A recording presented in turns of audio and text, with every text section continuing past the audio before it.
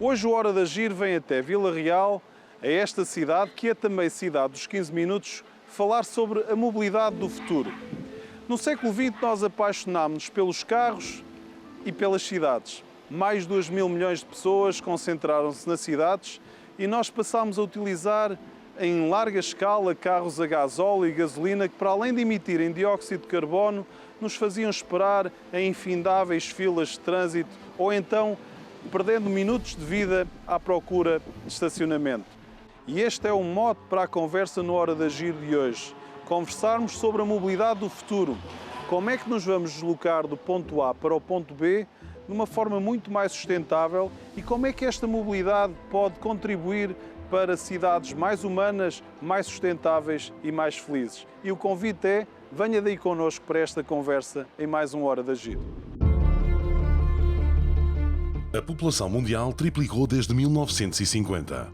Éramos 2.500 milhões há 70 anos. Chegaremos este ano a 8 mil milhões de pessoas que connosco partilham o planeta. Só este ano, a população mundial aumentou 74 milhões de pessoas.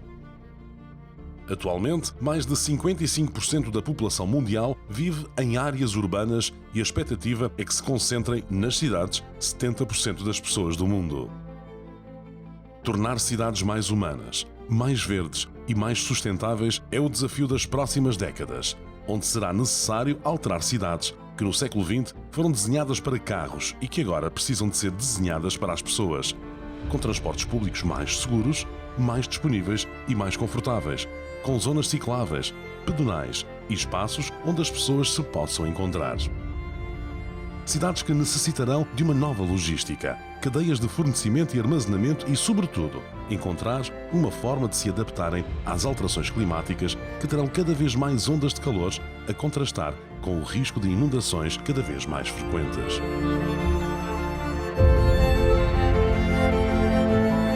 Uma economia digital e o teletrabalho poderão atrair pessoas para zonas de menor densidade, onde o mundo pulsa ao ritmo mais lento, o ritmo do mundo natural, em regiões onde as pessoas procurarão mais saúde e qualidade de vida.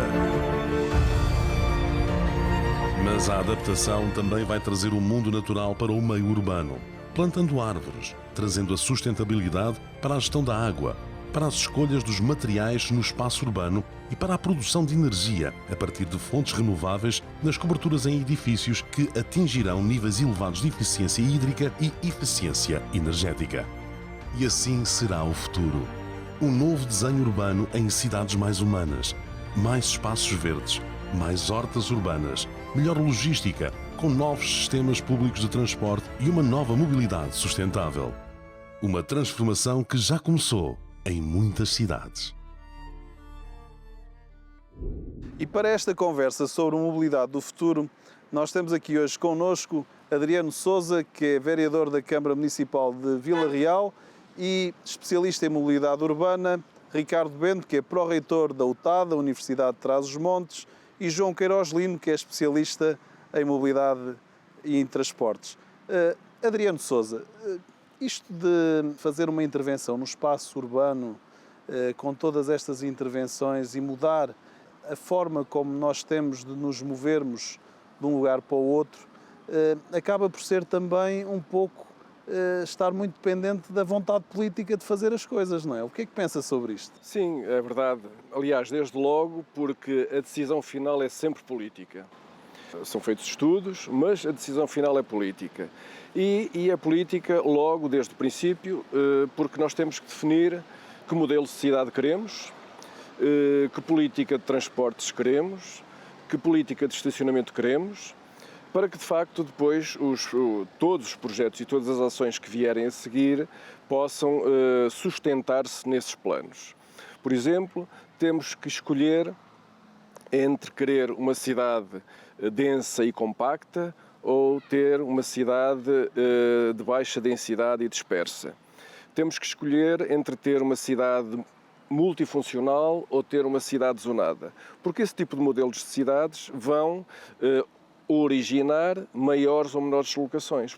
E isso só se consegue através dos instrumentos de planeamento, desde logo podermos dispor do plano de urbanização da cidade, depois podermos dispor de um plano de transportes, de uma política de estacionamento coerente com aquilo que nós queremos para a cidade e só depois desenvolver os projetos para concretizar esses mesmos planos.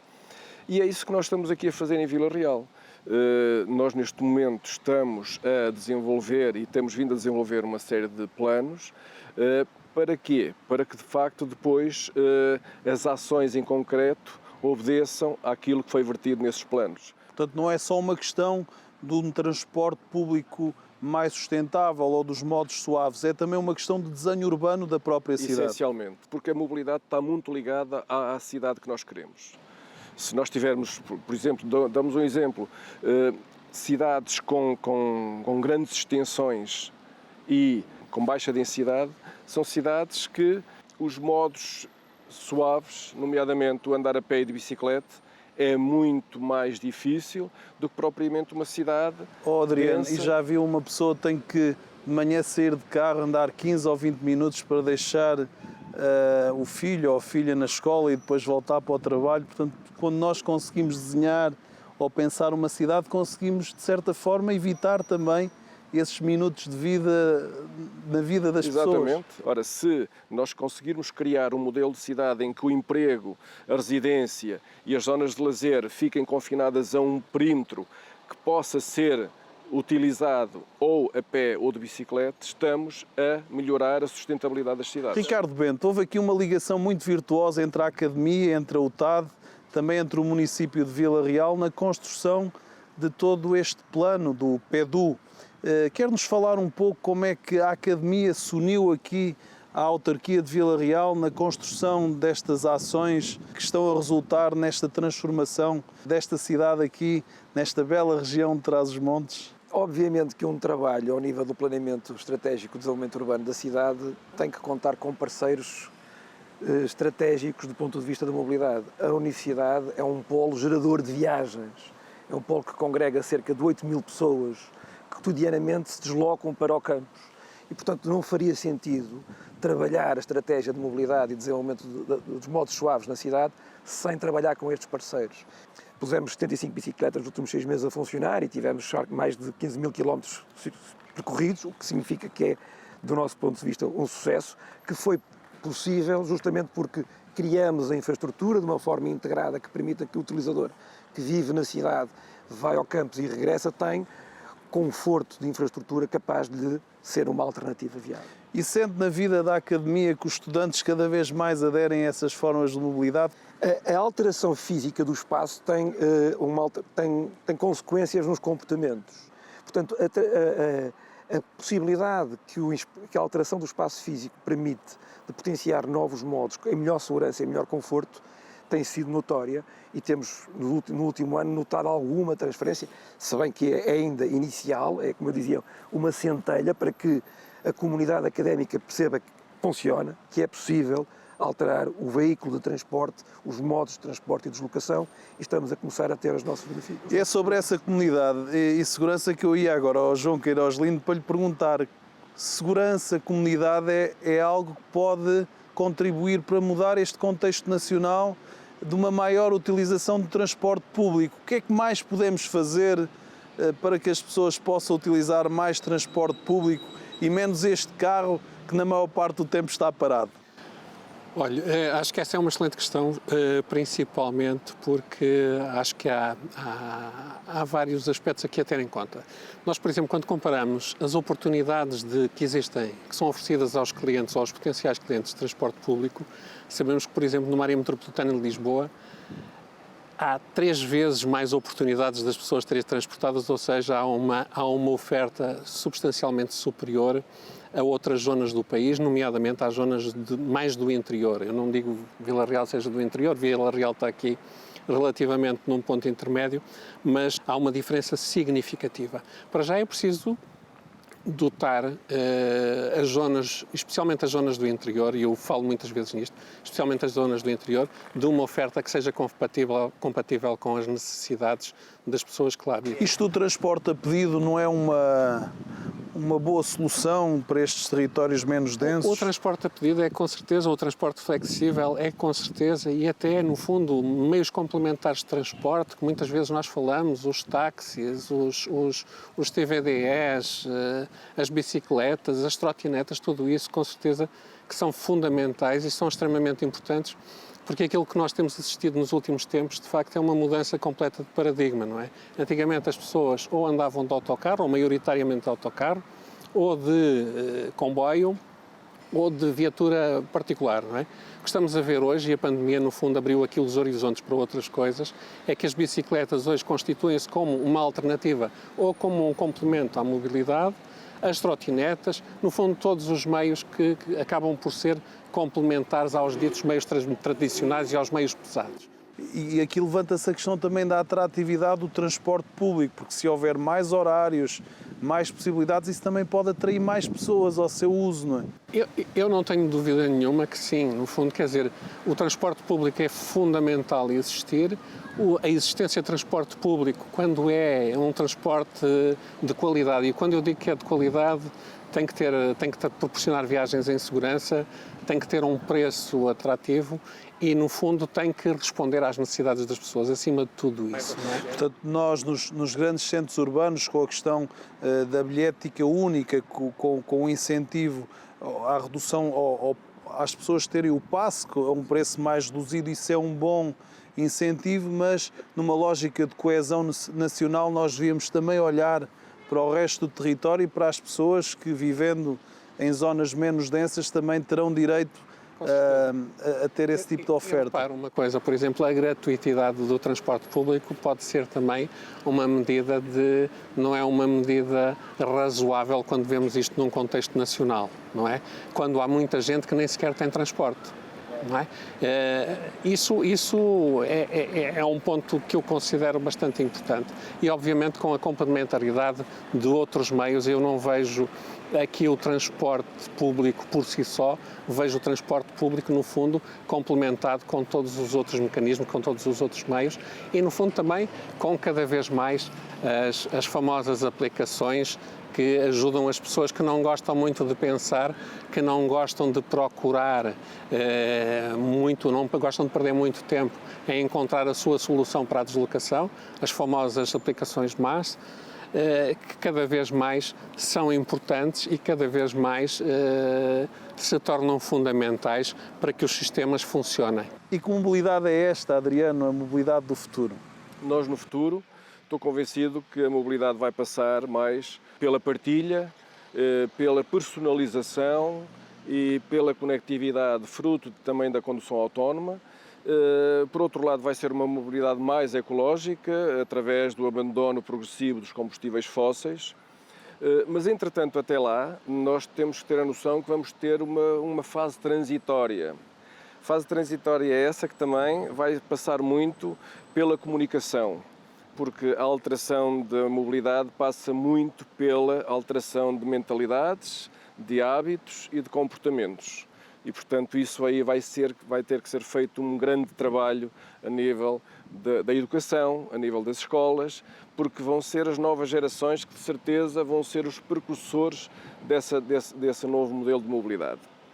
E, no futuro, eu estou convencido que tudo vai passar pela adoção de 3 variáveis, que é a conveniência, é o custo e é o tempo de deslocação. Se nós continuarmos com este modelo, não só de mobilidade, de consumo, dessas coisas todas, nós vamos estar a hipotecar o futuro, que é o futuro dos nossos filhos. Ricardo Bento, as Smart Cities são uma realidade e esta digitalização que muitos defendem também para o setor dos transportes, para termos uma oferta de transportes todas numa app, num único local. Acha que isto é uma possibilidade? Pode ser uma solução? Nós conseguimos desenhar isso para as pessoas irem do ponto A para o ponto B e saberem as várias soluções que podem seguir?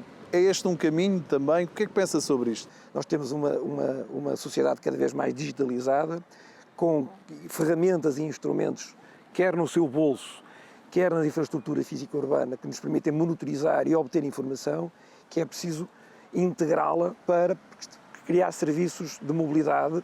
Portanto, é a combinação de todos estes modos, através de ferramentas informáticas que permitam integrar a bilhética, os percursos, os vários modos partilhados numa só solução, que vai permitir mudar de facto esse paradigma. Mas é nesta mudança de paradigma, de transferência, que é o desafio, que a tecnologia também poderá usar o desafio da mudança de comportamentos. É preciso que os cidadãos, e cada vez tem-se registado isso, partilhem alguma da sua informação, dos seus hábitos, para que o sistema possa conhecer os padrões da cidade e possa organizar as ofertas de transporte e de serviços de mobilidade de uma forma mais integrada, colocando-os ao dispor do cidadão. Isso é uma coleta de dados que é indispensável para esse planeamento. Sempre ao abrigo do RGPD, ou seja, de uma forma de informação consentida. João Queiroz Lino, há uma aliança de 13 cidades que representa 80 milhões de pessoas que já só compram autocarros elétricos. Há cada vez mais a preocupação de serem confortáveis, seguros. Alguns têm CCTV, disponibilizam Wi-Fi. Isto é uma boa medida também, esta adição de conforto e segurança para que as pessoas usem mais? Sem dúvida. E eu cada vez mais acredito que os autocarros elétricos e que as energias alternativas vieram, o elétrico, o hidrogênio e outras que podem aparecer, acredito que vieram para ficar e para ajudar-nos a combater as alterações climáticas e ajudam-nos a descarbonizar. Mas, de qualquer forma, eu acho que a grande mudança aqui tem que ser feita relativamente aos hábitos. É preciso, de facto, que as pessoas abandonem ou deixem cada vez mais o seu transporte individual e passem a usar o transporte coletivo, o transporte público. Isso é a mudança que, no fundo, maiores resultados nos vai permitir ter em termos de descarbonização, em termos de sustentabilidade. Um dos momentos desta hora de agir é aquilo que nós individualmente podemos fazer para resolver esta crise climática e por isso os nossos convidados partilham sempre connosco qual é que é a hora de agir, o que é que em cada dia fazem pelo mundo melhor. E por isso eu perguntava ao Adriano Sousa, Adriano, qual é a sua hora de agir? Ora bem, eu não diria hoje, eu diria que a minha hora de agir são todos os dias. Nós estamos a gravar este programa num sítio em que eu, ora o faço de carro, ora o faço a pé. Porque eu, por exemplo, de minha casa à Câmara Municipal, demoro 20 minutos a pé, faço várias vezes, se o tempo está melhor, então faço mais frequentemente, e aproveito também para fazer exercício físico. Depois há outros aspectos que nós também devemos cada vez mais agir nessa perspectiva, que é refriar o consumo,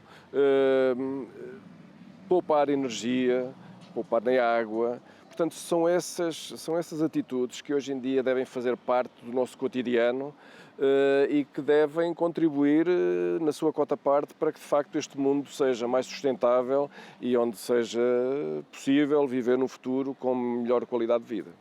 Ricardo Bento, qual é a sua hora de agir? Dentro do campus universitário, o nosso campus é relativamente grande, são cerca de 100 hectares mais ou menos de área. Todas as viagens que as faço dentro do campus, nos vários edifícios, faço-as exclusivamente ou a pé ou de bicicleta. João Queiroz Lino, a sua hora de agir? Olha, todos os dias eu trabalho na área da mobilidade e do transporte público. Todos os dias tento ajudar e passar para a minha guerra um maior número de pessoas possíveis e individualmente, tento, quando utilizo viatura privada, tento partilhá-la e faço constantemente. E foi assim mais uma hora de agir. Falámos sobre a mobilidade do futuro. Um futuro onde continuará a existir carros, mas carros esses que serão elétricos. Aliás, o carro do futuro muito provavelmente será uma bateria sobre rodas. Um futuro onde nós cada vez utilizaremos mais o transporte público, em autocarros que serão mais confortáveis e seguros, e numa ferrovia com comboios, onde nós andaremos também cada vez mais, e numa ferrovia que encurtará também as distâncias. Cidades onde vamos cada vez mais ter a possibilidade de andar a pé, de bicicleta, de metro, numa oferta que estará cada vez mais disponíveis em apps digitais, onde podemos escolher a melhor forma de nos deslocarmos de um ponto para o outro. E é aqui em Vila Real e em muitas cidades do mundo que o futuro já começa a acontecer.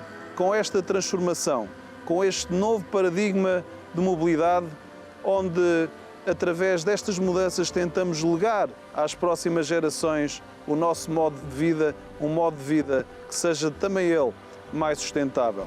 E é também aqui de Vila Real que lhe envio um abraço amigo e informo que temos encontro marcado na próxima semana. Até lá!